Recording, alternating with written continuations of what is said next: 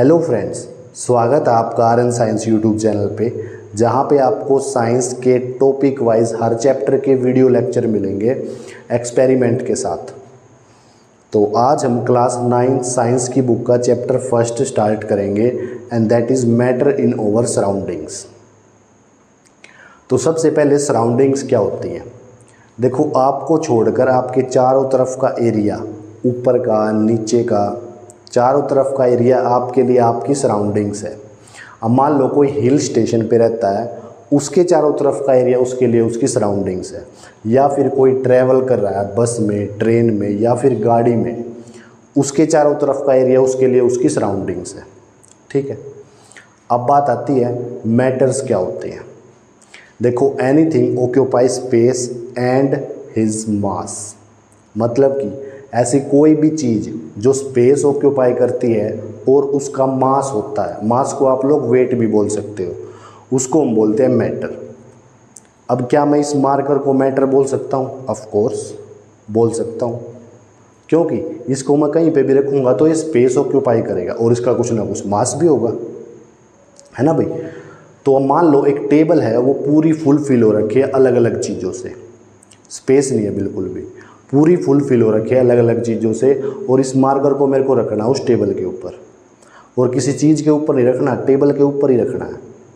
तो इसके लिए जगह बनानी पड़ेगी भाई। क्यों? क्योंकि ये एक मैटर है। ठीक है। अब चाहे वो मून हो या फिर कोई डस्ट पार्टिकल हो छोटा सा, वो अगर स्पेस ऑक्यूपाई करेगा, उसका मास है, तो वो एक मैटर है। ठीक है। अब आप देख लो आपकी सराउंडिंग्स में जो जो चीज़ आप देख पा रहे हो वो सब क्या है? मैटर है। जैसे कि आपका फ़ोन हो गया, पेन हो गया, पेंसिल हो गया, टेबल है, चेयर है, कॉपी है, कोई भी चीज़। ठीक है। अब और बाकी बात तो समझ में आ रही है कि भाई जिसको हम देख पा रहे हैं और जो स्पेस ऑक्यूपाई करती है और उसका मास होता है, उसको हम बोलते हैं मैटर। लेकिन क्या एयर भी मैटर है?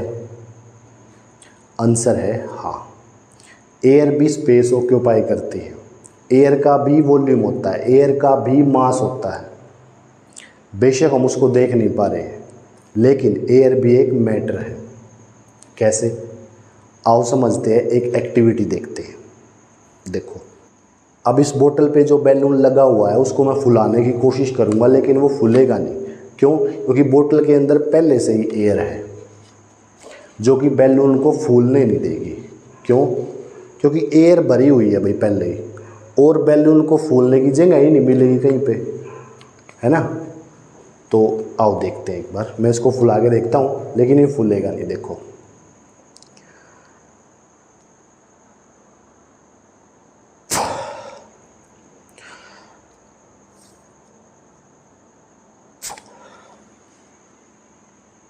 क्यों नहीं फूल रहा है?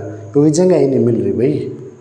स्पेस इसमें है, एयर भरी हुई है पहले से ही, इसको फूलने ही नहीं दे रही है बैलून को, जगह और है ही नहीं फूलने की। लेकिन इसे मैंने एक छेद कर रखा है, छोटा सा, दिख रहा होगा आपको। अब मैंने इस पे उंगली लगा रखी थी ताकि जो एयर है इसके अंदर ही रहे। अब मैं उंगली हटा के इसको फुलाऊंगा तो ये फूल जाएगा। क्यों? क्योंकि ये जैसे जैसे फूलेगा वैसे वैसे इसके अंदर से हवा निकलती जाएगी, है ना। देखो,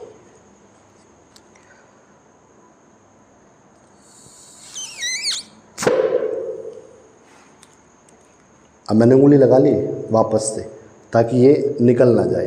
अब इसके अंदर जो एयर है वो ख़त्म हो चुकी है। अब मैं उंगली हटाऊंगा, यहाँ से एयर अंदर फिर चली जाएगी और ये फिर अपनी पहले वाली पोजीशन में आ जाएगी, ये बैलून। ठीक है। देखो, ठीक है। तो क्या समझ में आया कि एयर भी जगह घेरती है, स्पेस ऑक्यूपाई करती है। अब आप इसको एक और तरीके से समझ सकते हो, जैसे कि एक स्टिक लेना और दोनों तरफ एक बैलून फुलाकर, इक्वल वॉल्यूम के बैलून फुलाकर दोनों तरफ टाई कर देना, बांध देना।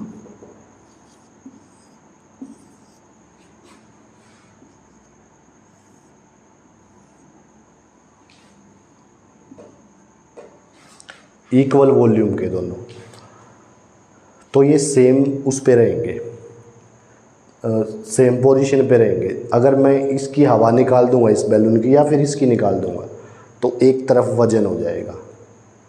तो इससे क्या पता चला? इससे पता चला कि एयर का भी मास होता है, एयर का भी वेट होता है। ठीक है, तो अब हम पढ़ेंगे classification of matters, physical classification और chemical classification. Okay, I think matter समझ में आया होगा। ऐसी कोई भी चीज़ जो स्पेस ऑक्यूपाई करती है और उसका कुछ ना कुछ मास हो, उसको हम बोलते हैं मैटर। अब मान लो किसी ने मुझसे पूछा कि मेरे पास कोई ऐसी चीज़ है जिसका कोई मास नहीं है, तो मैं उसको क्या बोल लूँगा? अरे तू पागल है क्या? भाई मेरा उसको पागल बोलना ठीक है या गलत है, आप लोग बताओ। वो बोल रहा है कि मेरे पास ऐसी चीज़ है जिसका कोई मास ही नहीं है, बताओ। अब जिसका कोई मास ही नहीं है, क्या वो चीज़ है दुनिया में? वो चीज़ एग्जिस्ट ही नहीं करेगी यूनिवर्स में। अब उसका मास ही नहीं है तो वो चीज़ ही नहीं है कोई, है ना। तो मैटर उसी को बोलते हैं जो स्पेस ऑक्यूपाई करती है और उसका कुछ ना कुछ मास जरूर होगा। ठीक है, अब आप लोगों के लिए क्वेश्चन है, इसको स्टार्ट करने से पहले आप लोग बताओ, क्या लाइट एक मैटर है?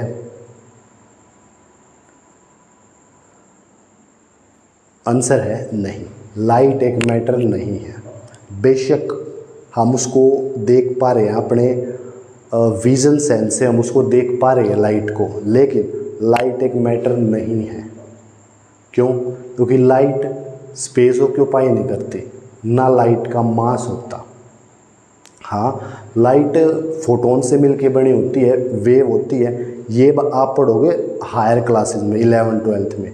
लेकिन अभी के लिए इतना ही है, वो मैटर है या नहीं है वो आप 11th 12th में पढ़ोगे। लेकिन लाइट अभी के लिए मैटर नहीं है। भाई लाइट इस पे गिर रही है, स्पेस ऑक्यूपाई कहाँ कर रही है? मैंने हाथ हटा लिया, हाथ पे आ गई। वेट कहाँ है लाइट का? है ना। ऐसे ही साउंड, हमारी आवाज़। अब मान लो मैं बोल रहा हूँ कि मेरे हाथ पे ना वॉइस रखी हुई है, मेरी आवाज़ रखी हुई है, सुन लो, ऐसा पॉसिबल है? अब वॉइस मैटर नहीं है। वॉइस को कैसे नापोगे भाई? आवाज़ को कैसे नापोगे?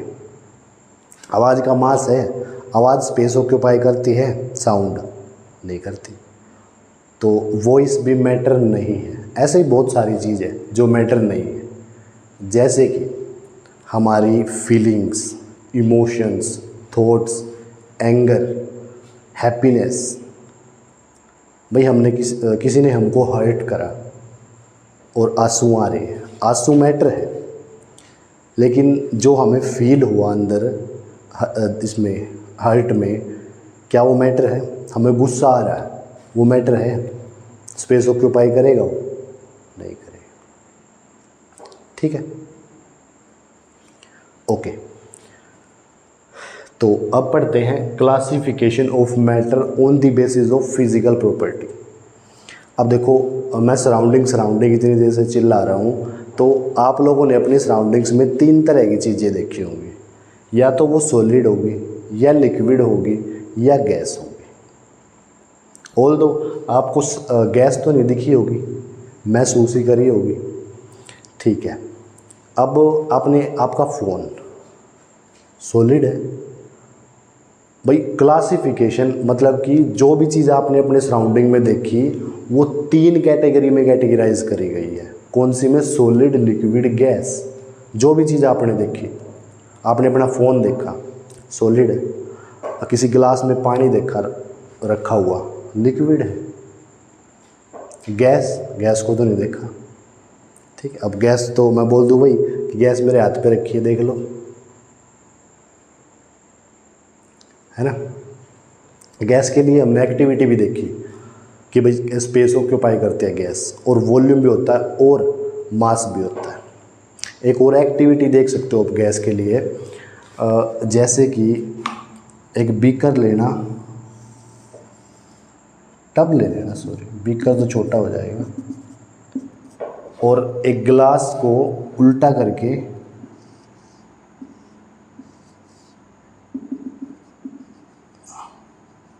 यहाँ पे कॉटन लगा देना, रुई, और इस गिलास को ऐसे पकड़ के ऐसे का ऐसे इसमें डालना पानी में, टब में इसमें।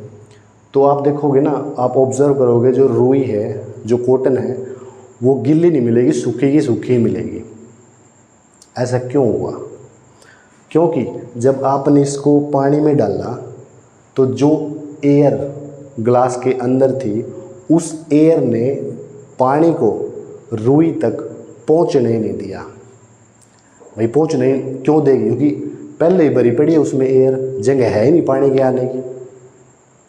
लेकिन वहीं पे हम थोड़ा सा अगर इसको ग्लास को थोड़ा सा ऐसे कर देंगे, साइड से उठा देंगे, थोड़ा सा टेढ़ा कर देंगे, तो इसके अंदर से बबल्स निकलेंगे एयर के। फिर ये रुई है ना, ये कॉटन हमारी गिल्ली हो जाएगी। ठीक है, ये एक्टिविटी आप करके देख सकते हो, कोई मुश्किल नहीं है, कोई दिक्कत नहीं। ओके, ठीक है। तो फिजिकल प्रॉपर्टी को कितने 3 कैटेगरी में कैटेगराइज करा गया, सॉलिड, लिक्विड और गैस। ठीक है, जो भी चीज़ आपने देखी सॉलिड होगी, लिक्विड होगी या गैस होगी। ठीक है, वैसे सॉलिड और लिक्विड और गैस के बारे में जो डेफिनेशन अच्छी आएगी वो अगले मतलब इसी चैप्टर में आएगी, आगे पढ़ेंगे। ये तो मैं आपको थोड़ा थोड़ा ऐसे ही बता रहा हूँ बस, ताकि आपको याद रहे कि हमने जो भी चीज़ देखी वो 3 ही चीज़ थी बस, या तो सॉलिड थी या लिक्विड थी या गैस थी। ठीक है, अब आओ देखते हैं chemical classification of matter on the basis of chemical property. ठीक है, ओके। तो classification of matter on the basis of chemical property. Chemical property के भी हाफ पे भी मैटर को 3 कैटेगरी में कैटेगराइज करा जाता है, एलिमेंट, कंपाउंड और मिक्सचर। वैसे तो इसके बारे में डिटेल में पढ़ेंगे इसी चैप्टर में आगे चल के, लेकिन मैं आपको वैसे थोड़ा बहुत बता देता हूँ। देखो, एलिमेंट्स, एल्यूमिनियम हो गया, गोल्ड हो गया, प्लेटिनम हो गया, सिल्वर हो गया। ठीक है, कंपाउंड जैसे कि हमारा नमक हो गया, सोल्ट, NaCl, और मिक्सचर हमारी कोल्ड ड्रिंक्स वगैरह होगी, है ना। तो केमिकल प्रॉपर्टी के भी हाफ पे भी 3 कैटेगरी में कैटेगराइज करा जाता है मैटर को, किस किस में, एलिमेंट्स, कंपाउंड्स और मिक्सचर। इसके बारे में डिटेल में पढ़ेंगे आने वाले वीडियो में। अभी के लिए बस इतना ही याद रखो। ठीक है, तो आशा करता हूँ सब समझ में आया होगा। तो थैंक यू, बाय बाय।